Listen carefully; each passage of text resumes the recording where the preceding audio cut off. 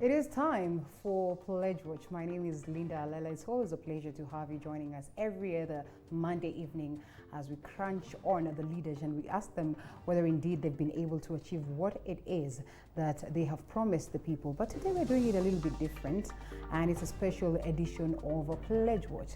And today we put you, the common mwananchi, to task. We ask you, what is your role in ensuring or in upholding constitutionalism?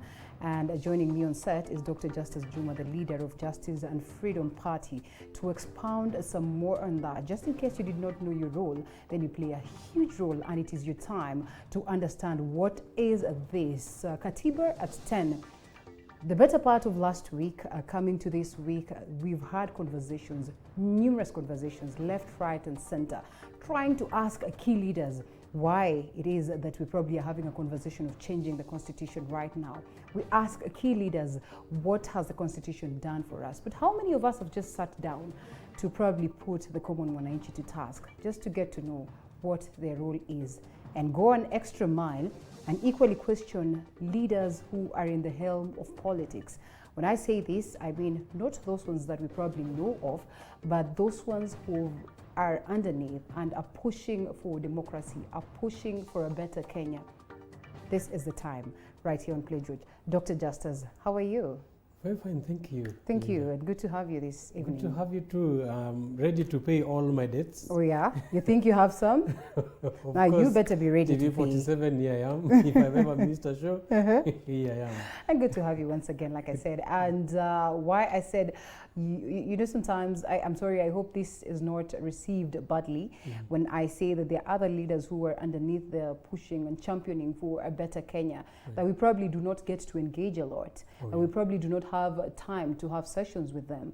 And again, we ask these key questions. You are, as a party leader, you know, as party leaders, all these other parties that people do not speak a lot about, what is their role towards ensuring that democratically we take strides as a country? Hence this conversation this evening. And the biggest question then it would be, what is the role of the common mwananchi in upholding constitutionalism, much as we know very well that within the constitution the sovereign power belongs to the people? Of course, the best constitution in the world is a self-enforced constitution. Self-enforced constitution means each time you enforce a law, there is one policeman away. Okay. And the reverse actually always have tendency, because in the event that you're not self-enforcing the constitution, then you will be compelled. And this is a general fact. Scientifically, of course, even religiously and historically, can be proven that human beings are rebellious to compulsion, but they really uphold self-enforcement. If you enable and equip a human being to be able to enforce a law themselves, and this is what marks the difference between various states. Lately, you had Netherlands, when they were enforcing the COVID or the pandemic laws. Some of them opened earlier, in the sense that every citizen has a police mentality. In other words, they think they enforce the laws themselves. They don't need a police to force them. But individuals who are not laws themselves and have to be forced and be compelled to enforce the law, definitely they will rebel. And you've seen the challenges. It forced our economy to suffer and hemorrhage unnecessarily, because you have to be forced to stay at home. You have to be compelled to do these little things that we can do without anybody, or even the policeman on the road. And then it's unfortunate that there's been lack of constitutionalism. But Linda, there's a scripture that says, train a child in the way they should go when they're still young, and when they grow old, they will not depart from it. And that should be the discussion that we are also engaging in, because for a while, people, instead of addressing the root cause of what is ailing us, people are focused so much on symptoms and signs. If you look at the current constitutional request or reforms that are placed on the table, they are but reactions to symptoms and signs whose root cause we still ignore. If the cancer is in your body and you don't operate it out, it will spread and it will still kill you. And what we need surgery. What we need, the solution we're looking for requires surgery. And it should be a surgery from a school of thought, surgery from a mindset, surgery from how we've been raised, surgery from in our education system. And this is why some of us as Justice and Freedom Party, we've been championing alternative education curriculum, various models of education, so that we raise these individuals with values. And character formation is something that, as we talk today, you know, our education curriculum and our state constitution spells out that state and religion are separate, and state is secular. And state is the one in charge and responsible of education. To a point that they even arrest if you don't take your children to school, Kibaki era, you get arrested. But you went through almost the same system of education that we have today. Why would you want the others to get something that is contrary? Well, you see, a wise person learns from mistakes. Okay. And if you go through something and it did not satisfy you, and you continue seeking and you get satisfaction, then that's where, you, as me individually, that's where solution lies, where I got satisfaction in. Right. If education system kills industrialization, if education system does not enhance integrity and character formation, if education system kills talent formation, because talent, that is what makes you who you are. If your talents are killed and we are replicating you into other people's mindset, because the person who designs the education curriculum have their own standard of what they need. Unfortunately, most of the system that we've inherited were formulated by the colonialists, and the colonialists needed servants. And yes, some of the jobs that we talk about are civil servants, to be an engineer, to be an accountant, to serve in those quotas is very easy, but after serving them, what else? You just earn a living? Beyond earning a living, is there more? Yes, we need to live a life. Yes. I am a husband. How can I be a good father to my children, isn't it? You are a woman. How can a woman be a mother over and above the profession? So we've come to a level where people define themselves in terms, just like robots, in terms of what you can do, what you've been taught to do. Yet we still are human beings with functions and with roles, which actually now then again defines human beings. Because for human beings to exist, what are the purpose of human being in this? And these are the things that now inform the change that we're looking for. Now let's use the very same analogy and get us to this conversation that has been ongoing. And it's actually a conversation that we're having tonight. Change of a constitution. First, I'd want to ask you this. Do you suppose that the current constitution that we have is the best constitution for the Kenyans? If not so, is it the fact that, like you say, you probably have done mistakes, you have realized that this does not satisfy the needs that are there, does not address the issues that the people face, hence that push for another conversation of where we can change the constitution? The quest for constitution, not constitutionalism, constitution in Kenya changes actually has been long enough.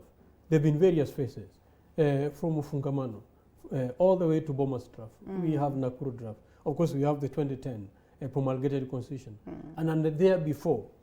And when we were called upon to address and present our view, I remember this was in KICC, should have been in 2006.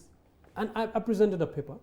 And our question was, first of all, before you talk about the constitution, because the constitution, every geographical location, every ecosystem has its own balance. Every geographical location has its own culture, has its own setup, has its own behavior. Actually, importing a culture of a different geographical location to another geographical location, that's what some people define as colonization, because you bring a foreign thing that is not what? It's not originally from. Yes, it's not original. And that can only be accommodated if it is adding value. If it is not adding value, then you rather balance the ecosystem, or else the ecosystem can balance you, isn't it? And these are the challenges we're having. When you're discussing the constitution, what is the best constitutional model? In the world to date, we have about 5 different types of constitutional model. We have a constitution as a revolutionary manifesto. A constitution as a revolutionary manifesto is like the Cuban type. Now we have a revolution in Mali, and then the Libyan former Gaddafi constitution type. Yeah. Of course, we are having, we had a number of, Africa suffered a lot of coups. And most of the time, the coup leaders formulate themselves on how to do what? How to rule themselves. All right. Another, the second type is constitution as a frame of government. Constitution as a frame of government is a model that the aliens use in a foreign land. Like actually the best type is United States of America. Right. That is why the locals and of course the Black Lives Matter and all these other movements are rising up because of the prejudice of that constitution. It is serving the interests of those foreigners and they do not care. And that's why it is racism. Actually, it is constitutionalized. Just to digress before I say the third one and the fourth, the reason why another city was destroyed in the Bible was because they constitutionalized suppression, Sodom and Gomorrah. Yes. And there are some tribes, even in the Bible of Benjamin, who did worse things than the Sodom and Gomorrah, but they were not killed. Right. They were not wiped away. Why? Because they did not constitutionalize those behaviors. Because the strength of constitutionalizing this concept matters a lot. Yeah. They can determine a destruction of an entire community, and also it can inform our sovereign, because you determine a people's civilization by their constitution. Okay. So the third type is a constitution as a code. It's a very rigid one. And this is the German model, where the constitution is just to them. If you hear the Nazi history and the Jews, and all these things, it's because of their constitution. Right. And that model, as a geographical location, we will ask ourselves whether it's relevant for us. And then the second last one is constitution as a political ideal. Constitution as a political ideal is a constitution majorly is mostly dominant in the colonized area, and it was a replacement colony, colonialist. The colonizers used it as a substitute, so that it governed on their behalf. Okay. And most of it, actually, you will hear the key, the actual symptoms of this model of a constitution normally is a constant amendment. So is that where we lie? And this majorly is in the African country, and that is our type of a constitution today. Okay. So which one would we want? Okay, before you even get to the fifth one. Actually, the fifth one is very interesting, because the fifth one is exclusively with just two states. It is a constitution as a modern adaptation to the ancient tradition, where you modernize your own culture, you modernize your tradition, your spirituality, and it's normally not a written constitution. And this is the British constitution, and this is the Israeli constitution. Theirs are not written constitution. Their model is modern adaptation to their ancient tradition. So in other words, human being also, our life and the changes that we go through are spontaneous. There is no static or written in stone a constitution that you can say now we have. So are you trying to politely say that that's where we should fall on the fifth one? When the experts are considering or talking about the constitution, that should have been the benchmark. You consider then which is the best model, because if you don't get the foundation right, whether you build a skyscraper, that skyscraper will not serve the purpose of what? Yeah, but if the foundation is right, then it will be, you can do anything within that foundation. So if we miss the foundation, and we've gone again for constitution as a political ideal, and that is why in the colonialized areas, you'll find most of their changes are driven by the constitutional change. And look at what we are talking about even here in Kenya. And these guys have been talking about constitutional review since when? and they even fought for it back to Menda in 2010. And out of 2010 still, and this is why I'm saying some of these minds have become archaic and are not in tune with the spontaneity of change, which actually the global regime is plugged into.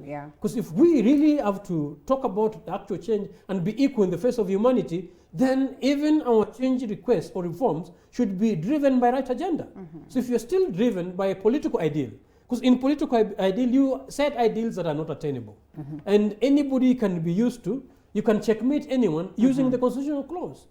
And this is why they are busy butchering it ever since the 2010 promulgation. Yeah. What Jubilee government has been doing is butchering the constitution, butchering to a point that now they butchered enough and it's not working for them. Then here again they are calling us for, they want to butcher further through a referendum. And this is a vicious circle that will not answer if we do not get the right model, Linda. All right, that's an interesting way of viewing this. And then one would want to ask, well, we're probably at that point where we already have it.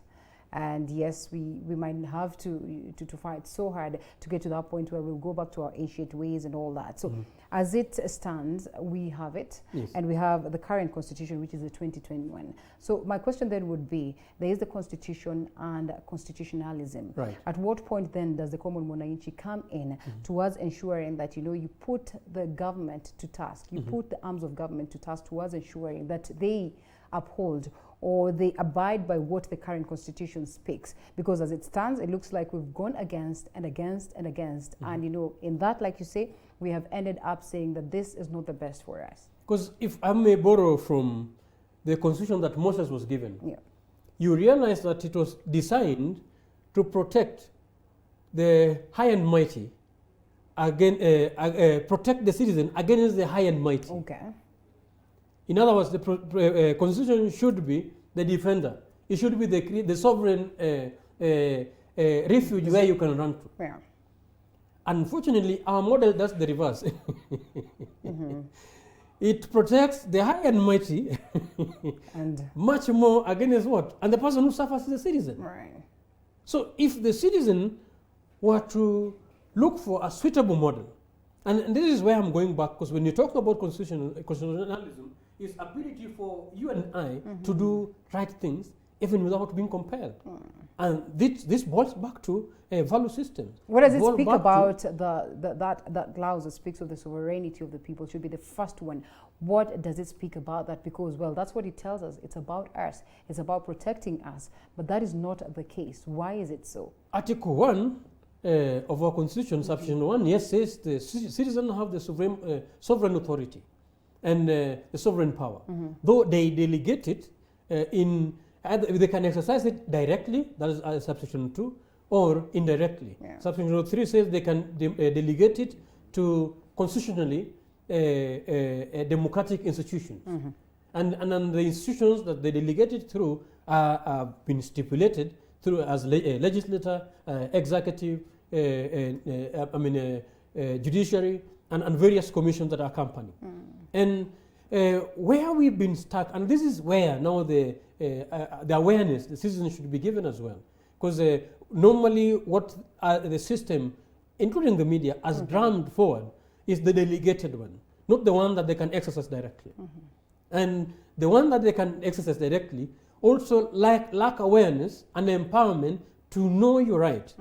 So that should the delegated one fail, and what you're delegating, what have you delegated? Have you delegated being an husband? Have you delegated being a father? Have you delegated your own sovereignty?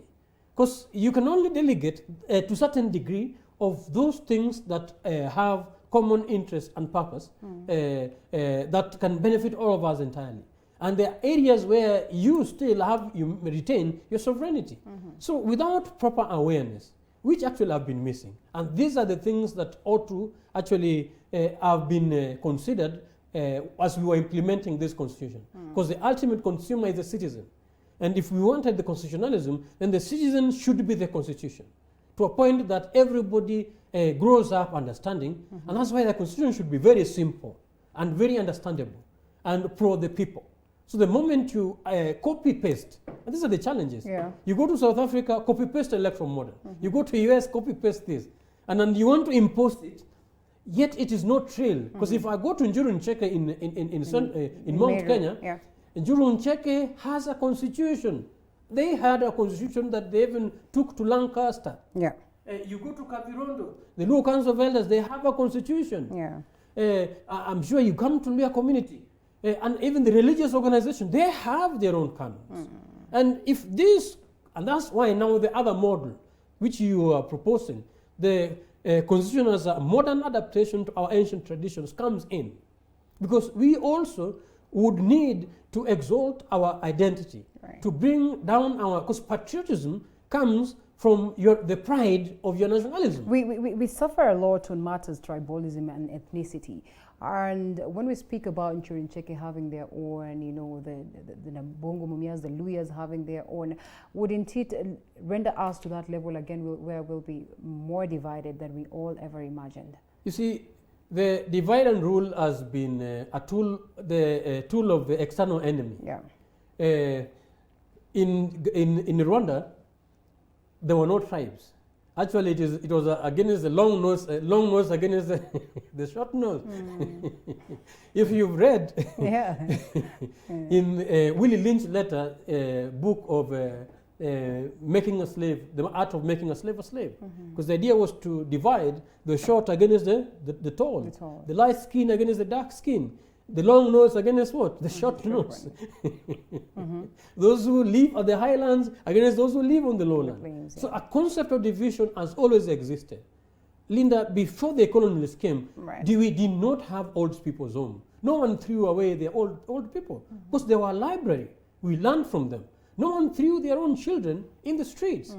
Today, somebody is parking a vehicle worth over 30 million. And a homeless person without food is actually just hanging next to that vehicle with no apathy, no even sympathy whatsoever, because of the mindset that we've inherited. Because some of these mindsets actually have not been pro. If you were to live by the Machiavellian concept, that is the Grecian, actually the Greek and his tradition. Look at the Greece as a state. Today, where it is it imitatable? The 48 laws of power, would you compare them to the Proverbs of Solomon? Because if you look at them, rather the Proverbs of Solomon uphold justice.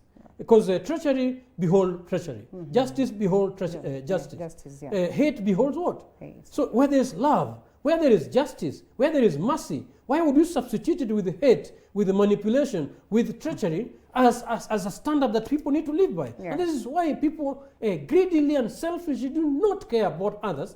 And they, by design, set a foundation that makes sure that others remain ignorant to understand their rights, so that these other guys continue perpetually with their wickedness. And those are the things that need justice. All right, in about a minute or so, as we go for a break, I started by saying that this has been a conversation that has been, channeled towards the direction of the leaders.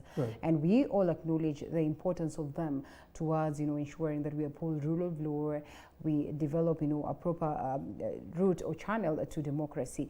But reality is that the common mwananchi has a huge role to play on this, right from the point of elections, right from the point of, the conversation where people have to go through the documents before they make decisions. Do you suppose that the citizen have failed towards their role or on their role in, in ensuring that we have a good constitution? We've just been victims of the same system, constitution as a political ideal, which was designed by the colonialists to keep us ignorant.